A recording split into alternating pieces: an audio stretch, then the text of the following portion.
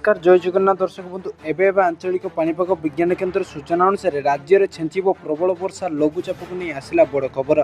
संपूर्ण खबर जाना पूर्व भिडियो गोटे लाइक कर चैनल टी सब्सक्राइब कर दिंतु और नोटिफिकेशन टी ऑल कर रखु। यही गुरुत्वपूर्ण भिडियो सर्वप्रथम जानीपारे भिडियो टी शेष पर्यंत देखु। ता सहित आपण ये न्यूज टी कौ जिलू देखते आमको तले कमेंट मध्यम जनातु।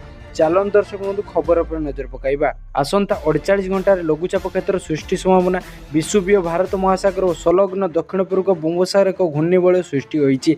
आसंता 48 घंटार लघुचाप क्षेत्र सृष्टि होबार संभावना अछि। या पर पश्चिम उत्तर पश्चिम दिग गति करिवार संभावना रहिछि, जार प्रभाव में आसंता 23 तारिख राज्य में बिजुली घड़घड़ी सह हालुका मध्यम वर्षा संभावना। एथिपाई 15 जिला को येलो अलर्ट दिया जाइछि। एही जिला गुड़िक है मालकानगिरी, कोरापुट, नवरंगपुर, कलाहांडी, नुआपड़ा, पुरी, कटक, खोर्धा, बालेश्वर, जगतसिंहपुर, केन्द्रापड़ा, जाजपुर, भद्रक, मयूरभंज, केन्दुझर। अन्यपटे 24 तारिख पर खोर्धा, कटक, मयूरभंज बिजुली घड़घड़ी सह वर्षा हेबा जारी करिछि आईएमडी।